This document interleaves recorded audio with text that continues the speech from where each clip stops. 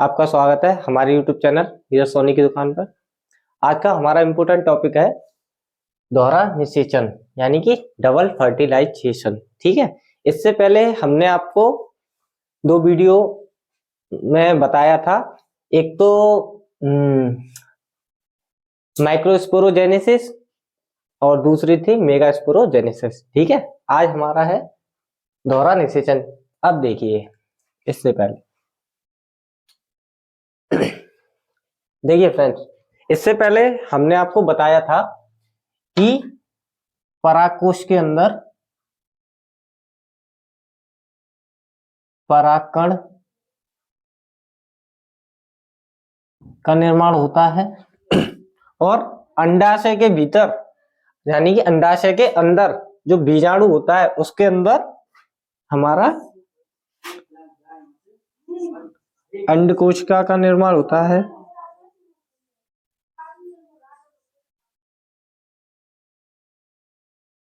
ठीक है फ्रेंड, अब देखिए, पहले हम दोहरा निषेचन समझने से पहले कुछ चीजों को समझते हैं। देखिए, पहले हम समझते हैं परागकण दिखता कैसा है, इसकी संरचना कैसी है। तो देखिए,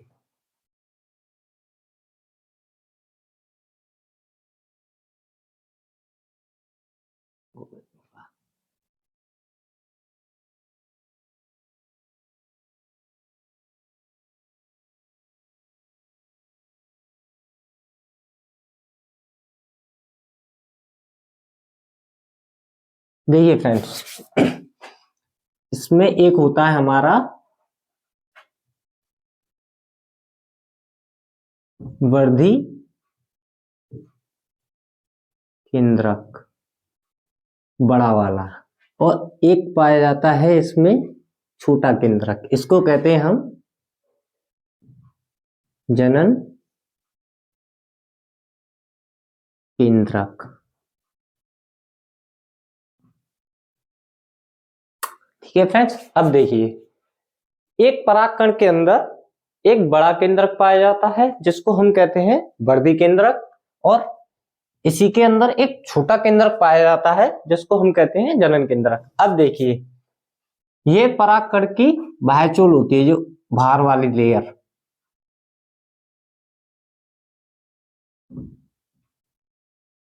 बाह्यचोल। अब देखिए, इसी के अंदर वाली एक, ये अंदर वाली आपको दिख रही होगी, इसको हम कहते हैं अंतचूल। देखिए फ्रेंड, और आपको इसमें कुछ ऐसे ये छिद्र दिख रहे होंगे, ये संरचना है, इनको कहते हैं हम जनन छिद्र। ठीक है फ्रेंड्स, अब देखिए, ये एक परागकण की संरचना है। देखिए, होता क्या है, इसके बाद आता है हमारा परागण। परागण, देखिए फ्रेंड्स, परागण क्या होता है। परागकोश के अंदर परागकण का निर्माण होता है, अंडाशय के अंदर बीजाणु पाए जाते हैं जिसके भीतर अंडकोश का निर्माण होता है। ठीक है फ्रेंड्स, अब देखिए, परागण क्या होता है। परागण ये वो क्रिया होती है कि पुष्प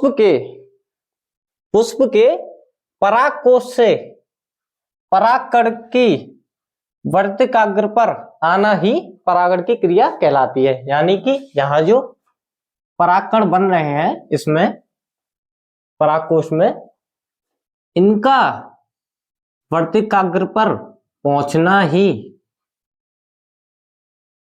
परागण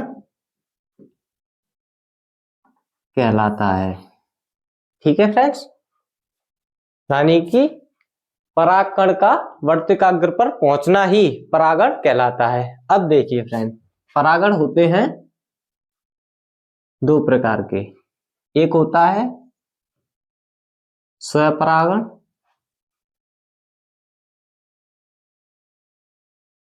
दूसरा होता है हमारा पर परागण।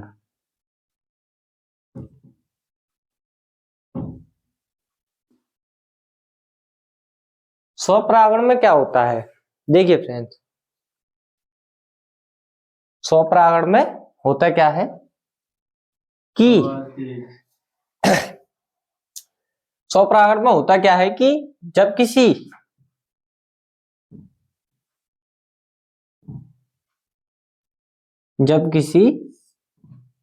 पादप के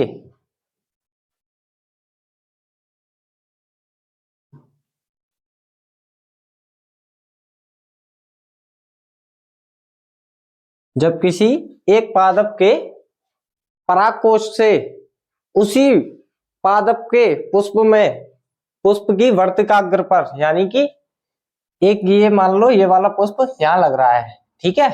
अब इसी पुष्प के परागकोश से इसी पुष्प की वर्तिकाग्र पर परागकण का जाना ही स्वपरागण कहलाता है। ठीक है फ्रेंड, मतलब समान इसी में ही होगा। और ये जो पुष्प होता है ये द्विलिंगी होता है। ठीक है फ्रेंड, ये पुष्प द्विलिंगी होता है, इसमें नर भाग भी पाया जाता है और मादा भाग भी पाया जाता है। इसलिए जो परागकण है यहां से परागकोश से निकलकर इसी की वर्तिकाग्र पर पहुंच जाए उसको कहते हैं हम स्वपरागण। ठीक है फ्रेंड्स, अब देखिए परपरागण होता क्या है।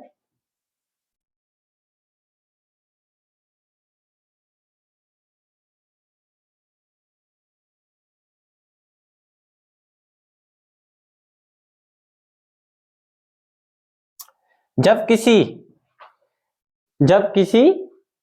पुष्प के परागकोश से जब किसी पुष्प के परागकोश से किसी अन्य पुष्प की वर्तिकाग्र पर परागकण का स्थानांतरण, यानी कि परागकण का जाना परपरागण की प्रक्रिया कहलाती है। इसमें यह होता है कि जब एक पुष्प से किसी अन्य पादप के पुष्प की वर्तिकाग्र पर परागकण का स्थानांतरण जाना ही परपरागण की क्रिया कहलाती है।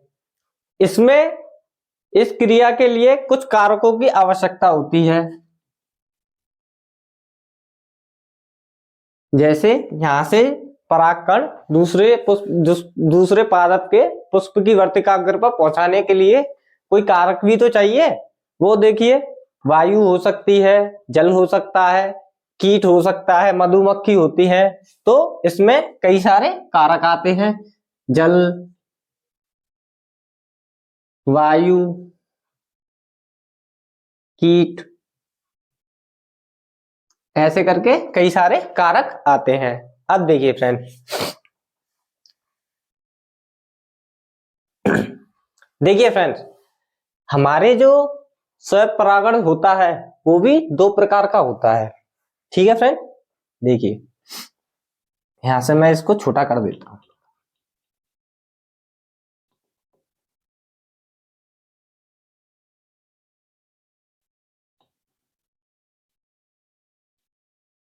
हमारा स्वपरागण जो होता है वो भी दो प्रकार का होता है। एक होता है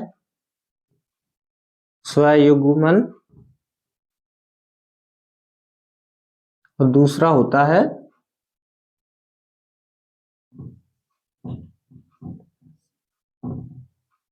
सजातपुष्पी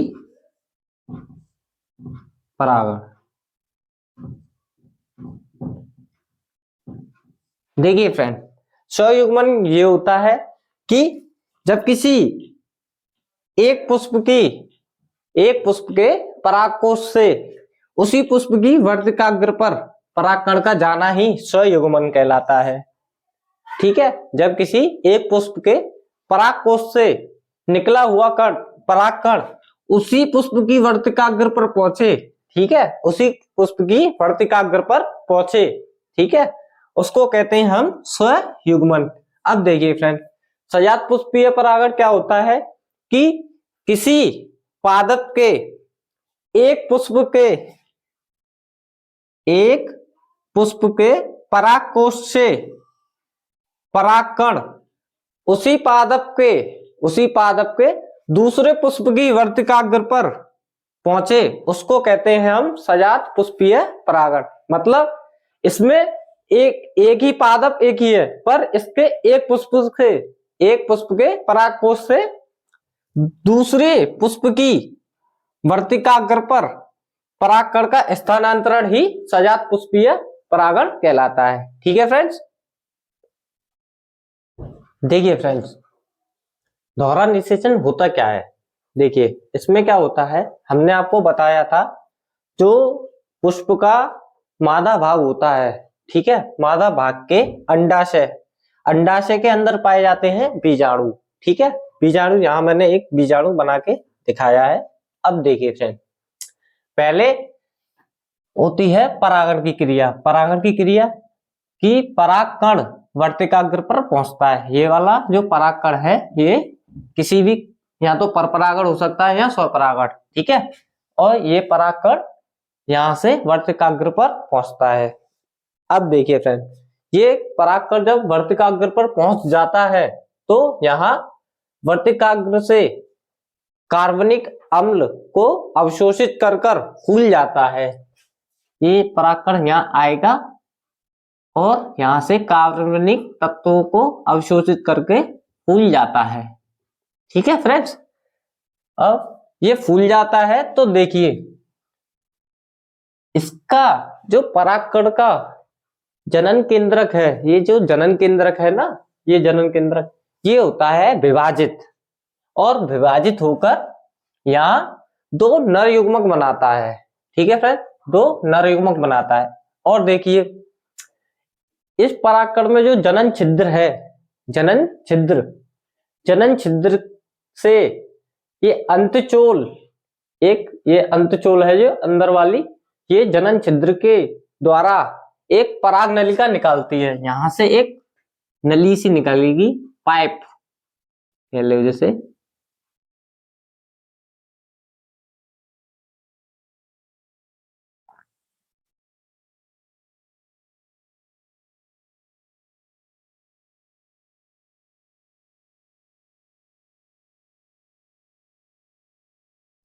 यहां से जनन छिद्र से एक पराग नलिका निकलती है, इसको हम कहते हैं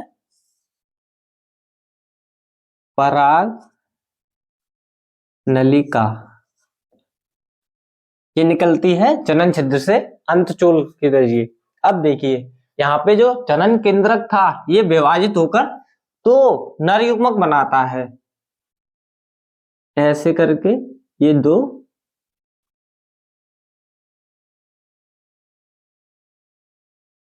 नर युग्मक, दो नर युग्मक बनाता है।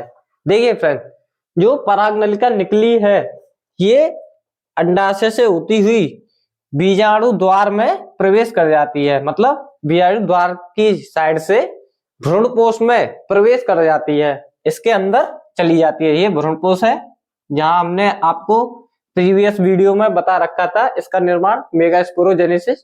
ठीक है, यहाँ ये पराग नलिका इसके अंदर प्रवेश कर जाती है। ये जो पाइप जा रही है इसके जरिए ये दोनों नर युग्मक भ्रूणपोष में प्रवेश करते हैं, यानी भ्रूणपोष के अंदर जाते हैं। अब देखिए इसका जो पहला मतलब एक नर युग्मक यहां से जाता है और हमारी अंडकोश का है इससे संलयित होता है, यानी मिल जाता है। ठीक है, इसको हम कहते हैं द्वितीय निषेचन।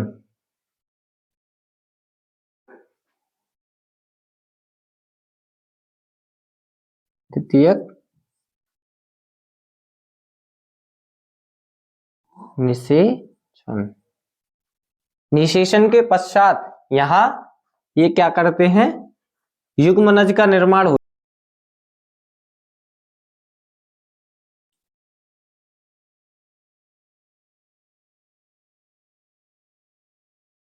एक नर युग्मक भ्रूणकोश में उपस्थित अंडकोश का से संलयित होकर युग्मनज का निर्माण करता है, यानी जाइगोट का। ठीक है फ्रेंड्स। अब देखिए इसका जो दूसरा दूसरा नर युग्मक है ये भी जाता है परागनलिका के द्वारा और भ्रूणपोष में उपस्थित द्वितीय केंद्रक,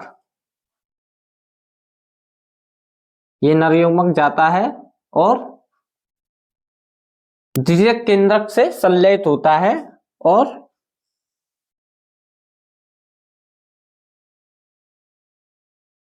द्विगुणित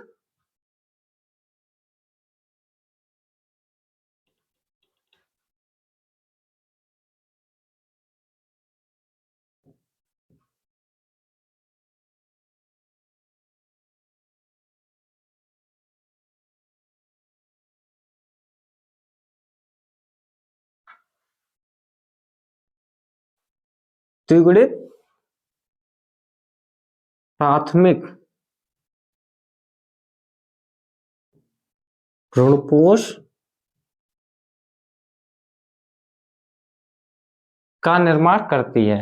मतलब ये एक नर युग्मक जब यहां से जाता हुआ अंडकोशिका से संलयित होता है तो युग्मनज का निर्माण करता है, जिसको हम द्वितीय निषेचन या सत्य निषेचन भी कहते हैं। ठीक है। और दूसरा नर युग्मक जाता हुआ भ्रूणपोष में ये ध्रुवीय केंद्रक, जिसको हम द्वितीय केंद्रक भी कहते थे, इससे संलयित होता है और त्रिगुणित प्राथमिक भ्रूणपोष का निर्माण करता है। इसको हम त्रिय संलयन कहते हैं। ठीक है फ्रेंड। अब चूंकि इसमें दो नर युग्मकों का निषेचन हो रहा है, ठीक है, एक हमारा अंडकोशिका से मिल रहा है और दूसरा हमारा द्वितीय केंद्रक से मिल रहा है।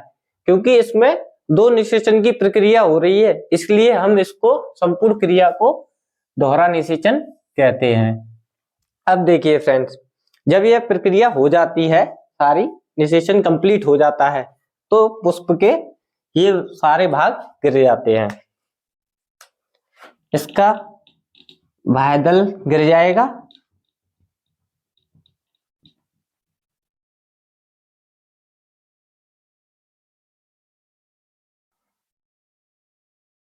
देख तो रहे हैं, कर दी।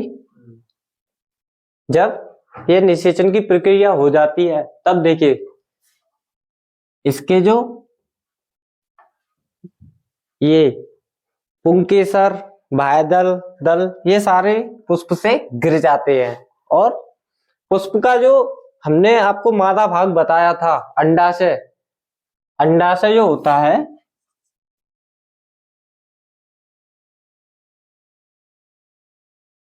ये फल में परिवर्तित हो जाता है और पुष्प के अंदर जो बीजाणु होता है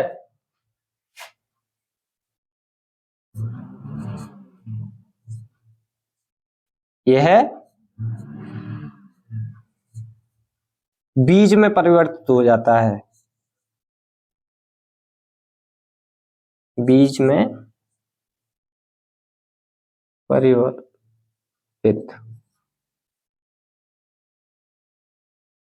हो जाता। आपने देखा होगा जो फल, यदि हम सेब देख लें, सेब जो होता है, सेब का जो बाहर का भाग होता है फूला हुआ, उसमें आपने फली देखा होगा और उसके मध्य में जो बीच में बीज पाए जाते हैं। ऐसे ही ये अंडाशय जो होता है ये तो फल में परिवर्तित हो जाता है और उसके अंदर जो बीजाणु पाया जाता है वो बीज में परिवर्तित हो जाता है। किसी भी फल को ले लीजिए, पर कुछ फल ऐसे भी हैं जो जिनमें बीज नहीं पाए जाते। जैसे मैं आपको उदाहरण दूं, केला, केला हुआ, अनानास हुआ, अंगूर हुआ, इन फलों में आपको बीज नहीं मिलेंगे क्योंकि इनमें ऐसी कोई प्रक्रिया, निषेचन की प्रक्रिया नहीं पाई जाती है। उसको हम कहते हैं अनिषेचन। ठीक है फ्रेंड्स, अनिषेचन, उसमें आपको कोई बीज नहीं मिलेगा फल में। ठीक है, थैंक यू सो मच। अगर आपको ये वीडियो अच्छी लगी हो तो प्लीज वीडियो को लाइक करें और हमारे चैनल को सब्सक्राइब करें। अगर आपने इससे पहले हमारी वीडियो नहीं देखी है उनको भी देख ले। Thank you so much.